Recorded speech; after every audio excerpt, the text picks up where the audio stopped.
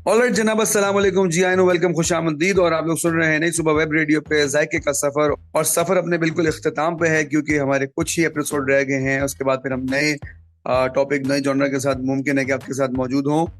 तो अभी जो हमारा सफर है उसमें आज हम बनाने जा रहे हैं कुछ बारबेक्यू टाइप की चीज। और आई एम श्योर कि आप तमाम लोगों को जो बारबेक्यू है वो बहुत पसंद होगा, क्योंकि जब बकरीद आती है तो खास तौर पे हम इस चीज को प्लान कर रहे होते हैं अपने दोस्तों के साथ, अपने फ्रेंड्स एंड फैमिली के साथ, कि भाई हम बारबेक्यू करेंगे, बारबेक्यू पार्टी करेंगे। कुछ लोग गोश्त लाते हैं, कुछ लोग पैसे जमा करते हैं और मुख्तलिफ चीजें ला लू के अपनी पार्टी को ऑर्गेनाइज करते हैं। तो जनाब, आप लोग भी बताइएगा कि क्या आप लोग बारबेक्यू लवर हैं कि नहीं है, आपको बस खास पसंद है कि नहीं है। और आज हमारे साथ फिर से मौजूद है हमारे जो शेफ अहमद इकबाल साहब, हमारे उस्ताद जी। अस्सलाम वालेकुम अहमद भाई, कैसे हैं और आपका हफ्ता कैसा गुजरा? अल्हम्दुलिल्लाह शयान, मैं ठीक ठाक हूँ। उम्मीद है आपकी खैरियत से होंगे। ये हफ्ता कुछ अच्छा गुजरा, कुछ अच्छा नहीं भी गुजरा, क्योंकि बहुत हेक्टिक और बहुत ज़्यादा मसरूफियत थी मेरी लाइफ के अंदर। बहुत इश्यूज क्रिएट हो चुके हैं अचानक से, तो कुछ अफरा तफरी और कुछ मामला डिस्टर्ब है मेरे, तो इसलिए थोड़ा सा मैं बिजी था। तो थोड़ा सा मेरा जो है काम टफ हो गया है इस हफ्ते, आने वाले एक दो हफ्ते तक इंशाल्लाह। तो बस आग से और तमाम सामने से दुआएं हैं कि जो है ना, हम सबकी दुआ करें कि हमारे जो भी मामला हैं, इश्यूज हैं, परेशानियां सब लगभग दूर करें। जी शायान, ये तो एक बात है हमारी। तो आज आपने डिस्क्लोज कर दिया कि आज हम बारबेक्यू प्लेटर में हम कुछ स्पेशल और कुछ हटके हम कुछ डिशेस हम आज ट्राई करेंगे। तो बारबेक्यू का सफर आज हम स्टार्ट करेंगे। शायद आपने शायद मुझे बताया था कि आपको बिहारी रोटी बहुत पसंद है, ऐसा ही है? अहमद भाई, मैं तो बहुत ही बड़ा लवर हूँ बारबेक्यू का, चाहे वो बारबेक्यू बोटी हो, बिहारी बोटी हो, टिक्का हो। अहमद भाई, मुझे तो एक बात बताऊं मजे की, कि मुझे तो खीरी भी बहुत पसंद है। हमारे यहाँ पे एक शॉप है, वहाँ पे बड़े मजेदार सी वो खीरी बनाता है, तो वो भी बड़ी शौक से मैं खाता हूँ। और ओवरऑल बारबेक्यू की तमाम आइटम्स मुझे बहुत पसंद है। अच्छा शायद आपने बात की खीरी की, तो बिल्कुल जनाब, खीरी भी खाई जाती है।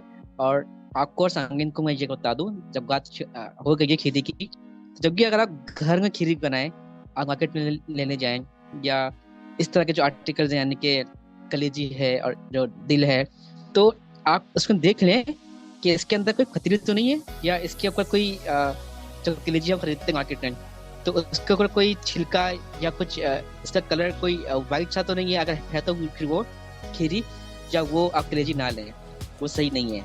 ठीक, तो अच्छी तरीके से चेक करके लें। अच्छा, कुर्बानी के गोश्त में ये चीज़ें नहीं होती हैं, फ्रेश होता है, तो उसमें ज़्यादातर हमको जो है ना एक फ्रेश और अच्छे जो है ना ताज़ा जो कलेजी है, खीरी है या खिकड़ा है, या जो भी आर्टिकल्स हैं, दिल है, वो हमें मिल जाता है।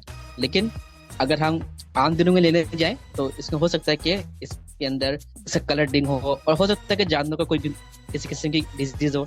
तो कोशिश करना कि इस तरह की चीजें ना लें, आप दुकानदार को वापसी कर दें। इंशाल्लाह आने वाले दिनों में कलेजी और इस तरह के जो आर्टिकल्स हैं, इसको भी हम आपको बनाना सिखाएंगे। ऑलराइट लिसनर्स, मैं आप लोगों को बताता चलूं कि आप लोग जो हमें सुन रहे हैं वो नई सुबह की वेबसाइट www.naisubah.org/radio पे सुन रहे हैं। और आप हमें फॉलो कर सकते हैं फेसबुक पेज पे। फेसबुक पेज है हमारा www.facebook.com/नई सुबह इंस्टीट्यूट। और आप हमें कमेंट भी कर सकते हैं, वहाँ पे शेयर भी कीजिएगा, लाइक भी कीजिएगा और सब्सक्राइब जरूर कीजिएगा हमारे यूट्यूब चैनल को, जो कि है नई सुबह। साथ ही साथ आप हमें मैसेज कर सकते हैं 0330860007 पे। आप ZKS जायके का सफर स्पेस अपना नाम, अपने शहर का नाम और अपना मैसेज टाइप करके या ऑडियो में भेज दीजिएगा 0330860007 पे, ताकि आपके पैगामात हम तक पहुंच सके। तो जनाब, अभी वक्त हुआ जाता है एक ब्रेक का। जब हम ब्रेक से वापस आएंगे तो बारबेक्यू का सफर जारी रहेगा। मिलते हैं इस ब्रेक के बाद। कहीं जाइएगा मत, सुनते रहिए जायके का सफर।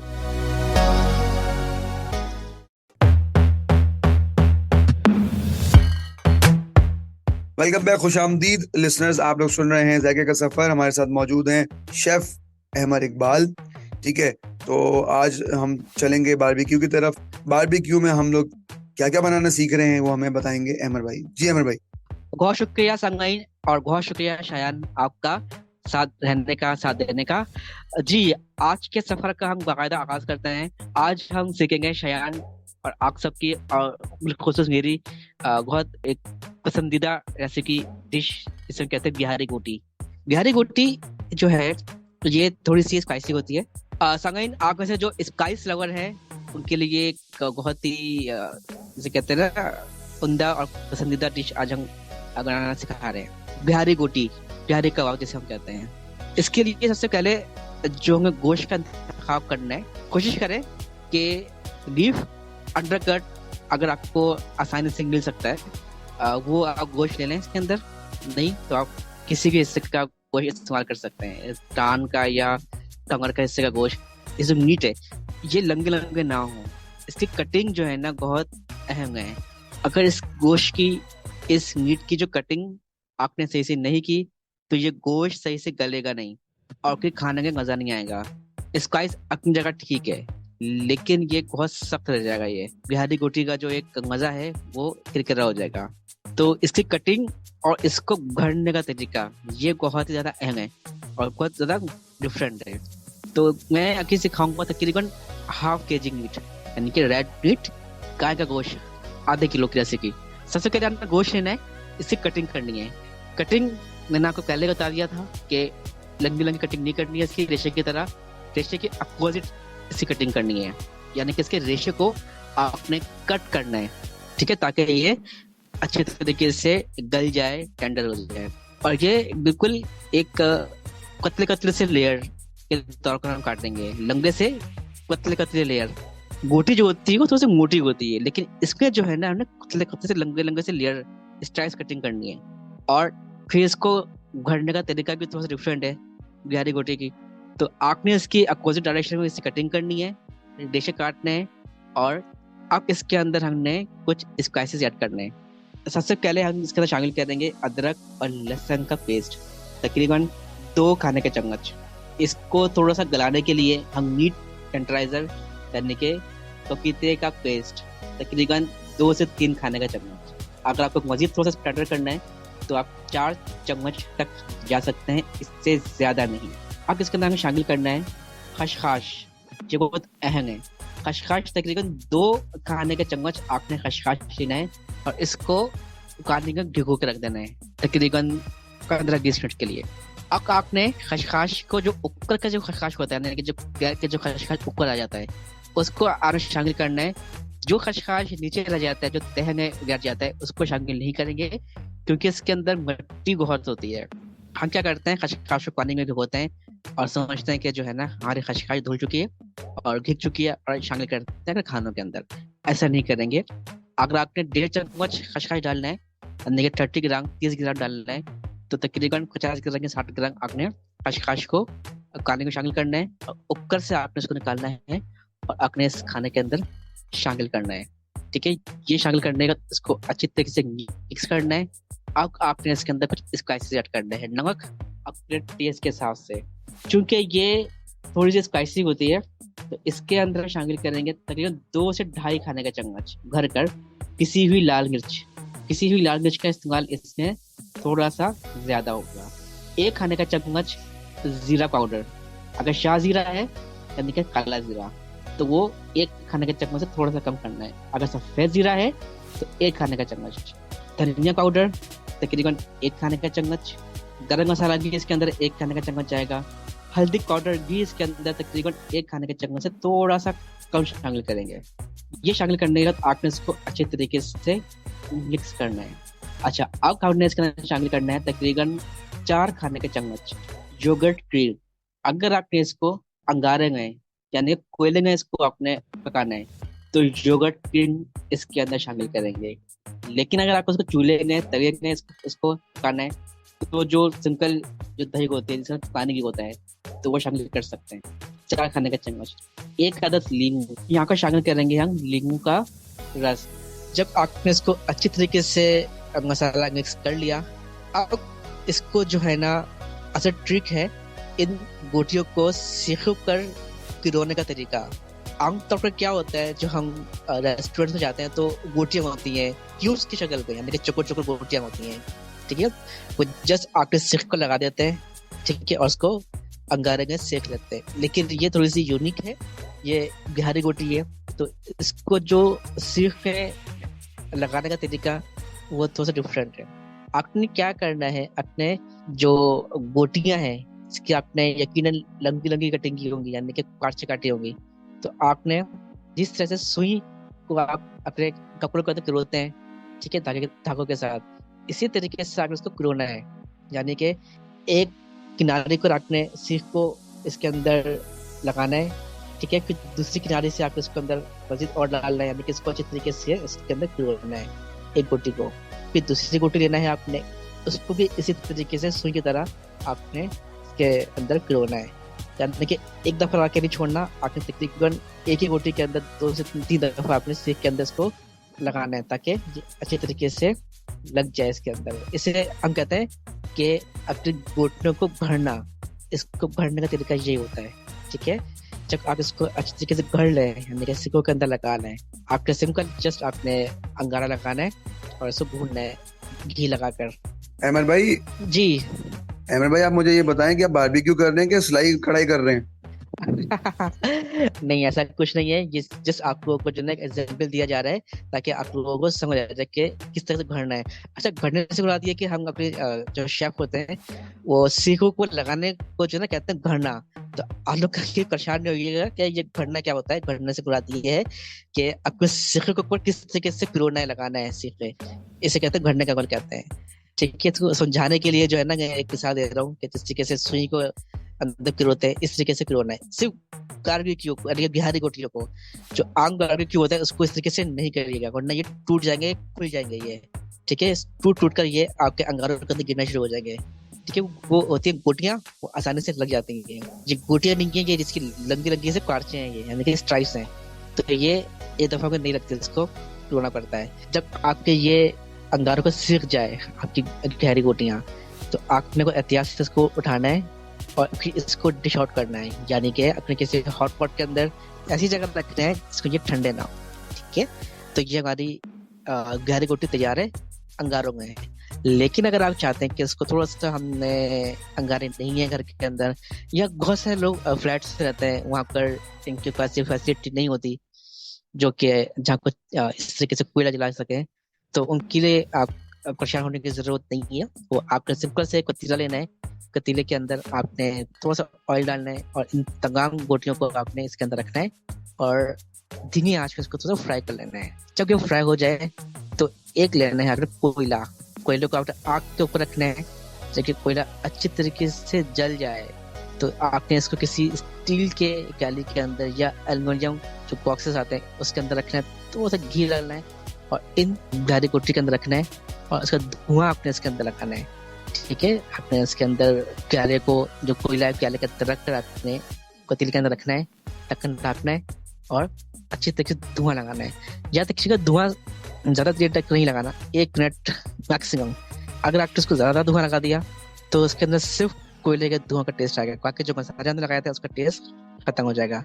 तो जस्ट आपने मुश्किल से 1 घंटा धुआं लगाना है आपने, और ये आपकी गहरी गोटियां तैयार हो जाएंगी सीखों के लिए। अच्छा जी। जी श्याम, कैसी लगी गहरी गोटी? मुझे तो बहुत पसंद है यार ये। लिसनर्स, मैं आपको एक खुफिया बात बताने जा रहा हूँ कि हमारे जो अहमद भाई हैं ये हमारे लिए बोटियां लेके आए हुए थे ताकि जो हम रेसिपी बताएं और हम उसको ट्राई भी कर सकें। तो आप लोगों का बहुत शुक्रिया कि आप हमारे साथ रहे। अब थोड़ा सा हमें इंजॉय करने दें, आप लोग ब्रेक पे जाएं। हम जब तक के ये जो बोटियां हैं भाई लाए हुए हैं वो इसको ट्राई करते हैं और आपको भी बताएंगे कि कैसा जायका रहा। अच्छा, यहाँ पे मैं एक चीज़ आप लोगों को रिमाइंड करवाता चलूँ कि मेरे उस्ताद ने कहा था, अहमद भाई ने कहा था कि जब भी आप दम दें या कोई ढक्कन उठाएं पतीले से तो एकदम से नहीं उठाना और आगे से नहीं उठाना, पीछे के साइड से उठाना। तो उसको यकीनी तौर पे याद रखिएगा ताकि जो अंदर स्मोक होता है वो भी एक अपना फ्लेवर रखता है, तो वो भी उसमें रच बस जाए। इसलिए आपने चूल्हा बंद करने के बाद थोड़ा सा वेट करना है। अब हम चलते हैं एक ब्रेक पे, कहीं जाइएगा मत, सुनते रहिए जायके का सफर विद अहमद एंड शायान।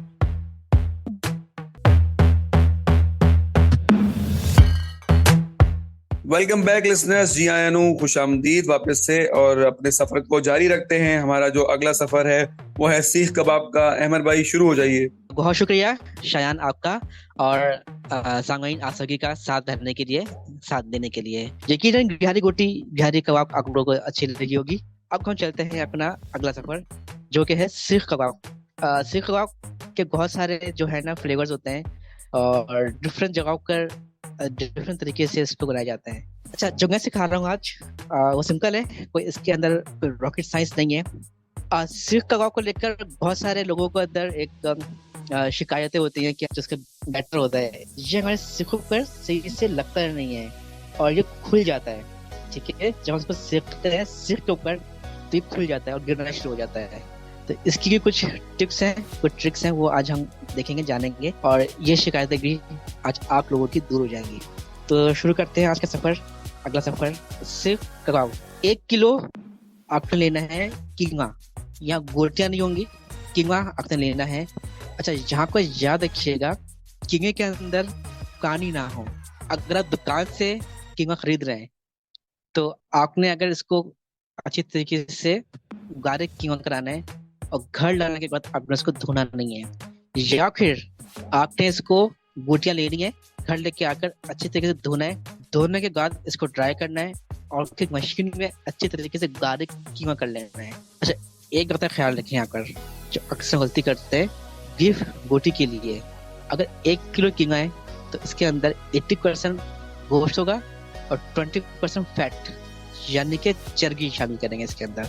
अगर हमने इसके अंदर चर्बी शामिल नहीं की तो यकीनन ये जो कीमा है, जब आप इसको अपने सीखों के ऊपर लगाएंगे तो ये खुल जाएगा। ठीक है, ये सही से चिपकेगा नहीं। एक तरीके से ये जो फैट है, ये चर्बी है, ये गाइडिंग एजेंट का काम करेगी इन कीमे के अंदर। सही है। अच्छा, बाहर जो कनीज होती हैं, जो रेस्टोरेंट्स होते हैं, 5 स्टार होटल्स और जो गरे जो ब्रांड्स हैं, ये फैट शामिल नहीं करते हैं। जरा फैट नुकसानदेह होता है। ये शामिल करते हैं यूनिकॉफ, जो कि एक तरह का एक जो फैट का ऑल्टरनेट होता है। यूनिकॉफ की ज्यादा नुकसानदेह नहीं होता। इसीलिए जो है ना, जो जितने के ब्रांडेड खाने बारबेक्यू के रेस्टोरेंट्स हैं, नामवर रेस्टोरेंट कराची के अंदर, पाकिस्तान के अंदर, तो जो इतने एक्सपेंसिव होते हैं उसकी वजह यही है कि अपने खानों के अंदर जो इंग्रेडिएंट्स यूज करते हैं वो थोड़े से कॉस्टली होते हैं, एक्सपेंसिव होते हैं। इसीलिए उनकी जो आप मेन्यू कार्ड पढ़ें तो उसके रेट थोड़े से हाई होते हैं। तो यूनिकॉफ अगर शामिल करना चाहें तो यूनिकॉफ भी शामिल कर सकते हैं, लेकिन वो बहुत एक्सपेंसिव है तो ना करें तो ज़्यादा बेहतर है। वो सिर्फ कमर्शियल और रेस्टोरेंट्स के लिए ही ज़्यादातर यूज़ करते हैं। घरों के अंदर थोड़ा सा फैट इसके अंदर शामिल कर दें और उसको पीसना अच्छे तरीके से, दुकान के अंदर शामिल नहीं करेंगे। नेक्स्ट स्टेप क्या है, जब कीमा तैयार हो जाए हमारा, अब हमने लेना है तकरीबन 4 से 5 अदद प्याज, दरमियाने साइज की। प्याज को रफली चॉप करना है और फिर इन प्याज को भी जो है ना अपने मशीन के अंदर शामिल करना है, उसको अच्छे तरीके से चॉप कर लेना है। पीसना नहीं है, पेस्ट नहीं बनाना, जस्ट गार्लिक चॉप करना है। चॉप करने के बाद आपको इसको निकालना है किसी मलमल के कपड़े के अंदर, और इसका पानी भी यानी कि प्याज का पानी भी हमने इसमें से अलग कर लेना है। यानी कि मलमल के कपड़े के अंदर आपने प्याज को शामिल करना, डालना है, अच्छी तरीके से निचोड़ना है ताकि पानी अलग हो जाए प्याज से और सिर्फ हमारे पास एक प्याज का एक टेक्सचर आ जाए। इन प्याज को अपने कीमे के अंदर शामिल करना है। अब नेक्स्ट स्टेप क्या है, आपको लेना है तकरीबन 3 से 4 इंच के करीब अदरक, साबित अदरक। इसको छीलना है, इसके रफली चॉप करना है और इसको भी मशीन के अंदर शामिल करना है। हरी मिर्च अगर मोटी वाली है तो 2 से 3 अदद या 4 अदद, अगर पतली वाली है तो आप अपने टेस्ट के हिसाब से शामिल कर सकते हैं। 1 अदद, 2 अदद, 3 अदद, जितना आपको स्पाइसी पसंद है इतना शामिल करें। लहसुन के जवे, अगर लहसुन के जवे मोटे वाले हैं तो आप इसके अंदर 4 से 5 अदद शामिल करेंगे। अगर पतले वाले हैं तो 8-9 अदद जब शामिल करना है और मशीन में डालकर आपने अदरक, हरी मिर्च और लहसुन के जवे इसको अच्छे तरीके से घिसना है यानी कि चॉप करना है। और जब हम घिस लेंगे तो फिर वेट करेंगे क्योंकि हम जाएंगे ब्रेक पे। जब ब्रेक से वापस आएंगे तो आगे इसको फिर कंटिन्यू करेंगे। कहीं जाइएगा मत, सुनते रहिए जायके का सफर।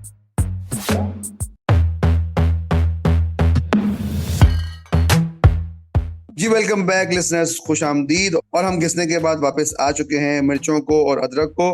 तो जी अहमद भाई, आगे क्या कहना है? जी, अब हमारे कीमे के अंदर प्याज बिना पानी के, लहसुन, अदरक और हरी मिर्च ये शामिल करने के बाद अच्छे तरीके से इनको मिक्स करना है। याद रखें, इनको अच्छे तरीके से मिक्स करना है ताकि ये एक जान हो जाए। अब हमने इनके अंदर शामिल करना है 1 टीस्पून के बराबर जीरा पाउडर, 1 टीस्पून के बराबर इसके अंदर शामिल करना है धनिया पाउडर। याद रखें, धनिया पाउडर 1 टीस्पून, ½ टीस्पून काली मिर्च पाउडर। नमक अपने टेस्ट के हिसाब से जबकि शामिल कर लें तो इसको अच्छी तरीके से आपने मिक्स करना है। जब ये मिक्स हो जाए तो अब हमने क्या करना है, पहले हमने इसके अंदर धनिया शामिल किया था, साबित धनिया पीस कर। अब आपने एक खाने का चम्मच साबित धनिया, इसको हल्का सा आपने तवे के ऊपर रोस्ट करना है और फिर इसको आपने दरदरा सा कूटना है, पीसना नहीं है, हल्का सा इसको कूटना है। और फिर शामिल करेंगे इसके अंदर दालचीनी, आपने तकरीबन 2 इंच के बराबर दालचीनी, इसको भी अच्छे तरीके से पीसना है। फिर शामिल करना है लौंग, लौंग के तकरीबन आपने इसके अंदर 5 से 6 अदद लौंग, इसको भी अच्छे तरीके से चाहे तो पीस लें, वरना कोई ऐसी बात नहीं है, आप इसके अंदर साबित भी शामिल कर सकते हैं। लेकिन साबित जो है ना वो मुंह में आता है और इसका टेक्सचर अच्छा नहीं होता, तो इसको भी दालचीनी के साथ अच्छे तरीके से पीस लें और फिर इसको मिक्स कर लें। ये जब अच्छे तरीके से मिक्स हो जाए, अब आपने इसके अंदर कुटी हुई लाल मिर्च, याद रखिएगा हरी मिर्च शामिल कर लिया इसके अंदर, काली मिर्च भी शामिल कर लिया है 1/2 टी स्पून। अब कुटी हुई लाल मिर्च को थोड़ा सा आपने कूटना है, या तकरीबन 1 टी स्पून या अपने टेस्ट के हिसाब से इसके अंदर शामिल करेंगे और फिर इसको अच्छी तरीके से मिक्स करना है। लास्ट स्टेप, आपने इसके अंदर थोड़ा सा धनिया, साबित धनिया जो होता है हरा धनिया, वो आपने 1 टी स्पून या 2 टी स्पून को बारीक चॉप करना है, वो भी इसके अंदर आपने अच्छी तरीके से मिक्स करना है। इसको खट्टा करने के लिए इसके अंदर थोड़ी सी खटास होती है, तो रेस्टोरेंट्स के अंदर 1 किलो गोश्त के अंदर 1/2 टी स्पून के बराबर लेमन पाउडर यानी कि लाइम पाउडर शामिल किया जाता है, ताकि इसके अंदर थोड़ी सी खटास आ जाए। वरना सिट्रिक एसिड भी शामिल कर सकते हैं, यानी कि टाटरी। मैं प्रेफर करता हूँ कि सिट्रिक एसिड शामिल ना करें, लाइम पाउडर या फिर आपने 1 अदद नींबू का रस शामिल करना है। इसको अच्छी तरीके से मिक्स करना है। जब ये मिक्स हो जाए तो अब यहाँ पर हमने क्या करना है, क्योंकि ये इसको ज़्यादा गलने में टाइम नहीं लगता है, इसलिए हमने इसके अंदर पपीते का पेस्ट शामिल नहीं किया, क्योंकि ये ऑलरेडी कीमा है। ये आपके इसको तकरीबन 2-3 घंटे के लिए रखना है फ्रिज के अंदर, ताकि ये अच्छी तरीके से मिक्स हो जाए। इसके अंदर दही या इस तरह की चीज़ें शामिल नहीं करेंगे जो कि लिक्विड ही हो, ये बहुत ड्राई रहता है। अक्सर आप कभी देखें दुकान पे जाए तो ये बहुत ड्राई फॉर्म में होता है। अब क्या करना है, आपने जब इसको कर लिया मैरिनेट, इसको टाइम दे दिया, अब आपने लेना है सीख। सीख आपको लेना है, इसको ऊपर हल्का सा ना घी या ऑयल लगाना है। बैटर का आपने 1 मुट्ठी के बराबर आपने लेना है, इसको गोल बाउल बनाना है, गोल बनाना है जैसे कि हम कोफ्ते बनाते हैं, इसी साइज का, जैसे थोड़ा सा बड़ा आपने लेना है। अब इसके अंदर आपने सीख डालना है और इसको अच्छी तरीके से हाथ की मदद से, आपके हाथ के अंदर थोड़ा सा ऑयल या पानी लगा लीजिएगा, ताकि ये अच्छी तरीके से इसके ऊपर लग जाए और इसको अपने सीख के ऊपर एक तरीके से खिलाना है, यानी कि उसको अच्छी तरीके से दबा दबा कर ऊपर से नीचे लेके आना है और ये अच्छी तरीके से सीख के ऊपर लग जाए, यानी कि एक लंबा एक कप की शक्ल तैयार हो जाए। एक सीख के अंदर 1 या 2 जाएंगे, इससे ज्यादा नहीं आपने शामिल करना, वरना ये अंगीठी के ऊपर सही से लगेगा नहीं। जब इसको लगा लें आप, तो इसको फिर आपने थोड़ी देर के लिए साइड रखना है, ताकि ये अच्छी तरीके से सीख को पकड़ ले। अब यहाँ पे 2 तरीके हैं आपके पास, वही चाहे तो अंगीठी में इसको सेक लें, चाहे तो बिना अंगीठी के तवे के ऊपर सेक लें। मैं 2 तरीके का आप लोगों को बता देता हूँ। सीख को आपके लेना है और आपने इसको पहले अंगीठी जलानी है अच्छी तरीके से, इसको एक कोयले को अच्छी तरीके से जलाना है, अंगारा बनाना है। जब ये कोयला आपका जल जाए तो तमाम सीखों को अपने उस अंगीठी के ऊपर रखना है, हल्का सा घी लगाना है और इसको आपने तकरीबन 3 से 4 मिनट के लिए इसको अच्छी तरीके से आपने इसको सेकना है, ताकि ये अच्छे तरीके से पक जाए। जबकि आपका सीख कबाब पक जाए, 4-5 मिनट के बाद भून जाए, फिर आपने इसको एहतियात से उठाना है और फिर इसको डिश आउट करना है, यानी कि सीख से निकालना है। यहाँ के एहतियात कीजिएगा कि ये टूटे ना, ठीक है, जल्दबाजी नहीं कीजिएगा। सीख के ऊपर अपना बैटर लगाने से पहले अच्छे तरीके से ऑयल या घी लगा लीजिएगा, वरना अगर ये नहीं लगाएंगे तो उसको निकालते हुए ये टूट जाएंगे, ये बिल्कुल स्ट्रेट एक लंबे से कबाब की शक्ल में ये नहीं आएंगे। इसकी जरूरी है कि आपके सीख के ऊपर ऑयल घी लगा होना जरूरी है। अच्छा, एक तरीका ये है सीख का। दूसरा तरीका ये है कि आपने इन सीखों को लेना है, आपको लेना है सीधा तवा जिसके पराठे बनते हैं, ठीक है। इसके अंदर आपने ना किसी किस्म का ऑयल लगाना है, ना ही पानी लगाना है, ना ही दूध शामिल करना है। सादा सिंपल गरम करना है, अच्छी तरीके से गरम हो। ये अपने सीखों को तवे के ऊपर रखना है और तकरीबन 3 से 4 मिनट के लिए आप इन सीखों को तवे के ऊपर भूनना है अच्छे तरीके से, यानी कि इसको सेकना है। जब ये सीख जाए तो ये सीख आपके तकरीबन हाफ डन हो चुके हैं, यानी कि अब ये प्रॉपर पके नहीं है। आपको इसको निकालना है और किसी भी पतीले के अंदर आपने इसको रखना है, ठीक है। अब आपने क्या करना है, कोयला लेना है, कोयले को आपने चूल्हे के ऊपर रखना है, इसको अच्छे तरीके से इसका जो है इसका अंगारा बनाना है और बहुत ही एहतियात से आपने इसको उठाना है और किसी फल बॉक्स के अंदर या टीन के प्याले के अंदर आपने इस कोयले को रखना है। थोड़ा सा घी, 1 या 2 कतरे घी के इसके अंदर शामिल करना है और फिर इनको ले जाना है अपने पतीले के अंदर जहाँ आपने सीख और रखे थे। बंद करना है, 1 या 2 मिनट के लिए आपने धुआं देना है। जब इसके अंदर धुआं लग जाए अच्छी तरीके से, फिर आपने इसका कवर हटाना है और फिर इन कोयलों को आपने साइड में कर देना है। इसके अंदर थोड़ा सा पानी डालकर इसको ठंडा कर लेना है। ये जो सीख कबाब है जो हमने हाफ डन किया था, आप चाहे तो इसको किसी एयर टाइट जार के अंदर, बॉक्स के अंदर या पैकेट के अंदर रख कर आपने इसको फ्रीजर में तकरीबन 1 हफ्ते के लिए, 2 हफ्ते के लिए भी, यहाँ तक कि 1 महीने के लिए भी आप इसको फ्रीज कर सकते हैं। याद रहे ये एयर टाइट बॉक्स के अंदर हो, ठीक है, इसके अंदर हवा नहीं लगे। अब आपको जब भी इसको ट्राई करना है, एंजॉय करना है, सर्व करना है, इन सीख कबाब को निकालना है, आपने किसी फ्राई पैन के अंदर थोड़ा सा ऑयल डालना है और इसको ऑयल के साथ आपने 3 से 4 मिनट के लिए सेक लेना है और इसको सर्व करना है अपने पराठे के साथ, नान के साथ, चपातियों के साथ, कुलचों के साथ, और इसको एंजॉय करना है। अक्सर शयान ने आगे ट्रैवल कर रहा था ट्रेन में, तो वहाँ मुझे मैंने चीज़ एक्सपीरियंस की कि ट्रेन के अंदर जो है ना वो बारबेक्यू, फ्रेश बारबेक्यू हमने देखा। तो उन्होंने कहा यार ये ट्रेन के अंदर इन्होंने बारबेक्यू कैसे बनाया होगा। तो जब मैंने पता किया तो उन्होंने बताया कि हमने इसको हाफ डन किया था, कि देन ऑयल लगाकर हमने इसको ओवन के अंदर जो है ना सेक लिया था। तो ये बहुत आप घरों के अंदर भी ये इस तरीके से ट्राई कर सकते हैं, ओवन के अंदर या पतीले के अंदर आप इसको फ्राई कर सकते हैं, ये सब कर सकते हैं। ठीक है शयान, थैंक यू अहमद भाई, बहुत शुक्रिया, आपने बड़े मजेदार से हमें टिप्स भी बता दी। और लिसनर्स में आपको एक बात बताना चाहूंगा कि हम जब बारबेक्यू खा रहे होते हैं तो मैं तो खास तौर पे इस चीज को प्रेफर करता हूँ कि गर्मा गर्म सीखें हमारे पास आ जाएं, बजाय इसके कि प्लेट में डिश आउट हुआ हो, क्योंकि जब सीखों पे गर्मा गर्म बोटी लगी हुई होती है उसको हाथों से निकाल के खाना बहुत ही मजा आता है। तो ये भी एक अलग से एंजॉयमेंट होती है, एक एडवेंचर होता है। और अभी जो हम ब्रेक पे जाने से पहले हम लोगों ने बोटियां खाई थी, यार कमाल है अमर भाई, कमाल हो गया, मजा आ गया। तो अब ये बताएं कि बड़ी दावत कब कर रहे हैं? इंशाल्लाह बहुत जल्द बड़ी दावत। बड़ी दावत किस लिए गई, ऐसा क्या, क्यों दावत नहीं भाई, अब तो आपने बोल दिया इंशाल्लाह बहुत जल्द, अब आपने बोल दिया, अब तो करनी पड़ेगी। तमाम लिसनर्स के लिए, शायद आपके लिए, तमाम ऑडियंस के लिए इंशाल्लाह बहुत जल्द हम एक बड़ी दावत रखेंगे और मैं इंशाल्लाह अपने हाथों से आप लोगों के लिए खाना बनाऊंगा। ठीक है लिसनर्स, चलें जी, जज़ाकल्लाह, बहुत शुक्रिया। और अब बढ़ते हैं ब्रेक की तरफ, क्योंकि सुइयां कह रही हैं घड़ी की कि जी जाओ और अगली दफा वापस आना। ब्रेक से आने के बाद आपको कुछ कमेंट्स शेयर करेंगे, उसके बाद आपसे अलविदा चाहेंगे। कहीं जाइएगा मत, सुनते रहिए जायके का सफर, नई सुबह वेब रेडियो पे।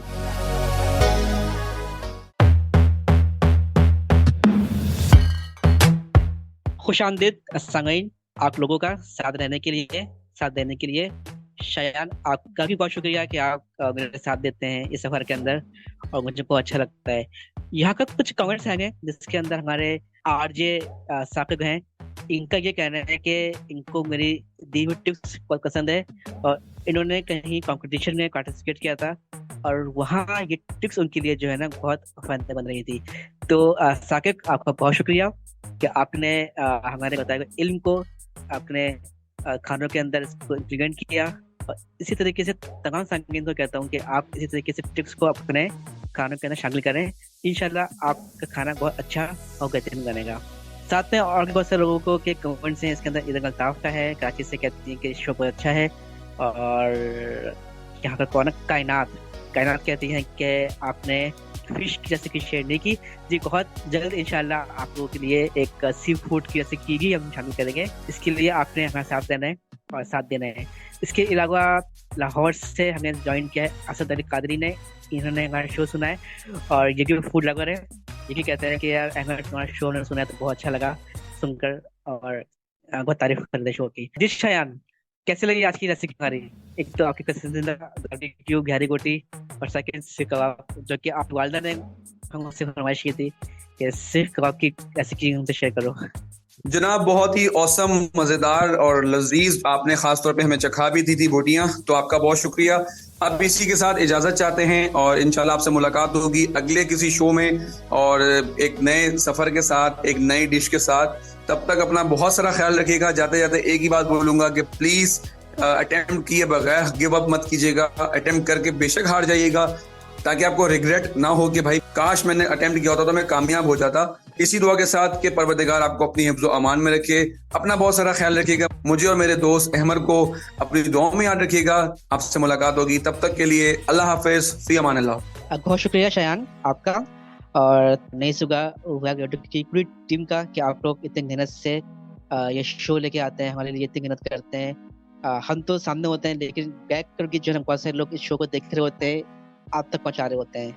और सामाइन, आप सभी का बहुत शुक्रिया कि आप लोग ये शो सुनते हैं और अपनी फीडबैक हम तक पहुंचाते हैं। इंशाल्लाह मिलते हैं नेक्स्ट वीक एक नई रेसिपी के साथ, नए अंदाज में। तब तक के लिए अल्लाह हाफिज़।